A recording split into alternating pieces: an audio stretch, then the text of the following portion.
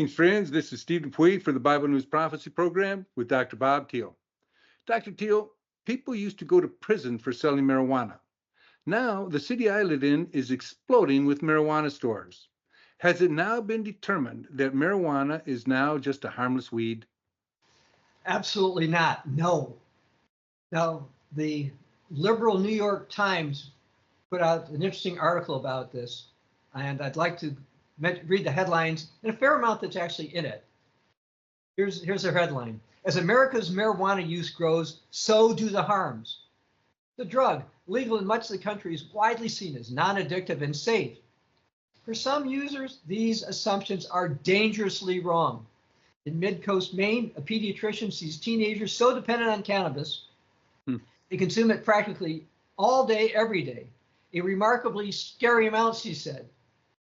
From Washington State to West Virginia, psychiatrists treat rising numbers of people whose use of the drug had brought on delusions, paranoia, and other symptoms of psychosis. And in the emergency departments of small community hospitals and large academic centers, medical centers alike, physicians are encountering patients with severe vomiting induced by the drug. Wow. A potentially devastating condition that was once rare, but now they say is common. The patients look so sick, said a doctor in Ohio, who described them as writhing around in pain. As marijuana legalization has accelerated across the country, doctors are contending with the effects of an explosion in the use of the drug and its intensity. A $33 billion industry has taken root, turning out an ever-expanding range of cannabis products so intoxicating, they bear little resemblance to the marijuana available a generation ago. Tens of millions of Americans use the drug for medical or recreational purposes, most of them without any problem, according to this article, end quote. Well, if many of the people using marijuana don't really have any problems, is there really any cause for alarm? Well, first of all, there are scriptural issues with it that they're skipped over, but the fact is, as more and more people are consuming more potent marijuana more often, you're seeing more serious health consequences, and these are more than places like the New York Times thought, and they found that there were dangerous misconceptions.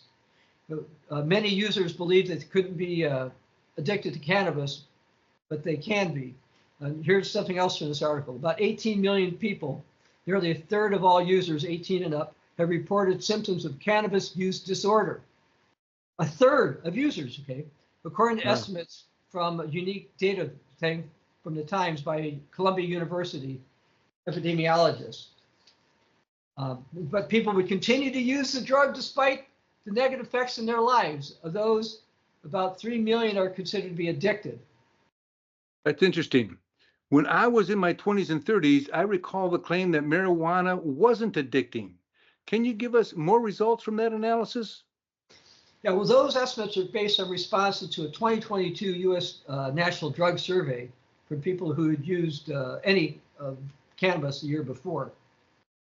And for those between 18 and 25 years old, more than 4.5 million use it daily or nearly daily. And 81% of those meet the criteria for the disorder. And according to Dr. Wilson Compton, Deputy Director of National Institute of Drug Abuse, this means almost everybody who uses it every day is reporting problems with it. That's a very clear warning sign, end quote. While marijuana is known for soothing nausea, for some users it has the opposite effect.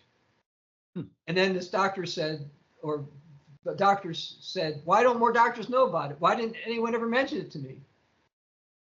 And they find that for some of the people with marijuana, they get something called cannabinoid hyperemesis syndrome, or CHS, and that they find heat helps relieve their nausea and vomiting.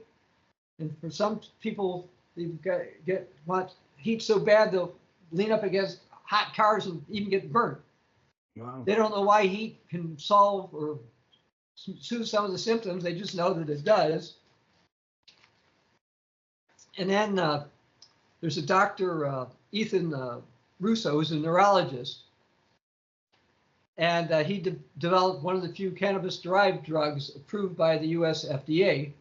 And he said, I spent most of the last 30 years supporting medical use of cannabis.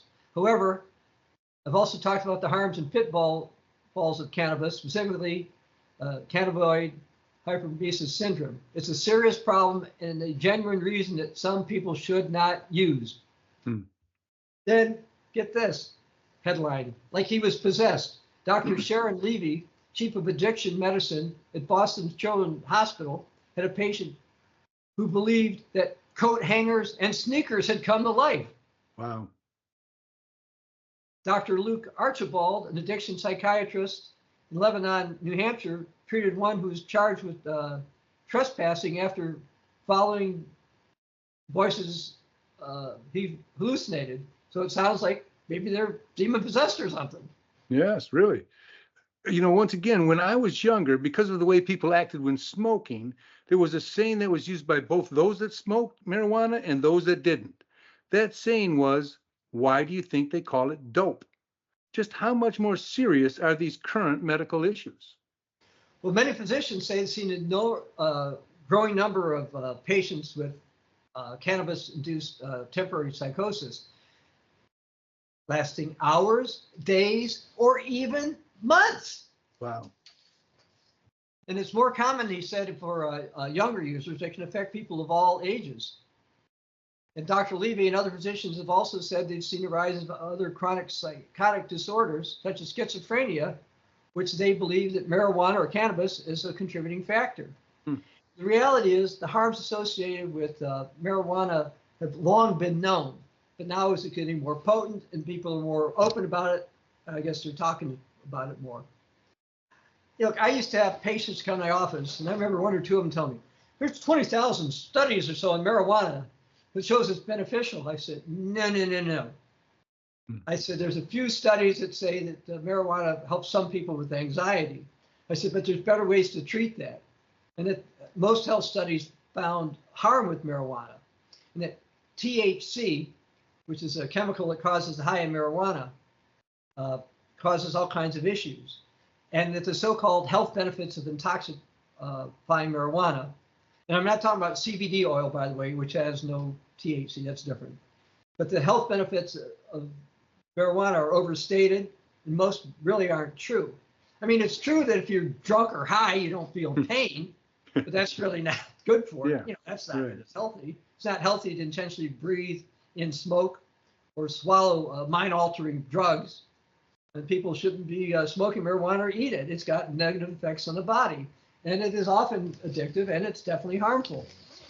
You know, the state of California hoped that it was going to make a lot of money because of marijuana, as did a lot of California cities, including Grover Beach, where our office is. However, in California, at least, legalizing it has not brought the vast amount of tax revenues that many claimed it was going to. When it comes to governments, it often seems to be all about the money. How does God view that? Well, the New Testament, God inspired the Apostle Paul to write in 1 Timothy 6, verse 10, for the love of money is the root of all kinds of evil, for which some have strayed from the faith in their greediness and pierced themselves through with many sorrows. Well, what does the National Institute of Health, which is the governmental agency created to protect our health, have to say about marijuana use? It says, when marijuana is smoked, THC rapidly passes from the lungs into the bloodstream and affects the other organs in the body. It's absorbed more slowly if it's ingested in food or drink. However, as it's ingested, THC acts on specific molecules that target brain cells, and they're calling them cannabinoid receptors. And this affects normal brain development and function. And these cannabinoid receptors are found in the brain that mostly influence pleasure, memory, thinking, concentration, time perception, and coordinated movement. Marijuana overactivates the system, causing the high and other things. It alters perception, it alters mood, thinking, problem solving, and memory. It also hurts brain development, particularly when it's used heavily by young people. and some of those effects can be permanent. A long-term study in New Zealand showed that people who began smoking marijuana heavily in their teens lost an average of 8 points in their IQ between ages 13 and 38. However, if they quit as adults, they didn't get all of it fully restored, but it did help somewhat. But again, if you start smoking marijuana, it's just not good for your IQ.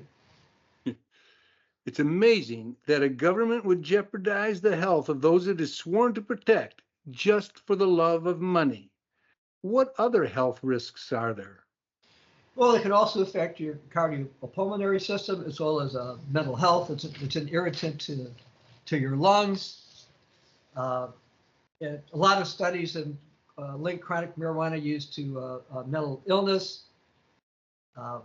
It's also been linked with depression, anxiety, suicidal thoughts, and neurobehavioral problems actually in babies. Additionally, because it seriously impairs judgment and motor coordination, you increase your risk of injury or death while driving a car. And several studies found marijuana use more than doubles the driver's risk for being in an accident. The combination of marijuana and alcohol, by the way, is either worse than either separately as far as driving goes, too.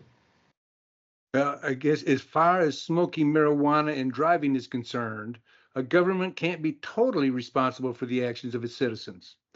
Does the Bible address this issue at all? Yeah, ingesting or inhaling marijuana basically makes one drunk. And the Bible is opposed to that. Ephesians 5:18, don't be drunk with wine, which is dissipation, but be filled with the Spirit. Proverbs 23, verse 21 says, for the glutton and the drunkard will come to poverty.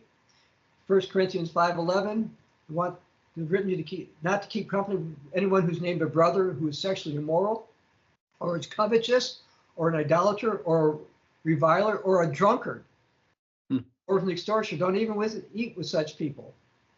And in 1 Corinthians 6, don't you know the unrighteous will not inherit the kingdom of God?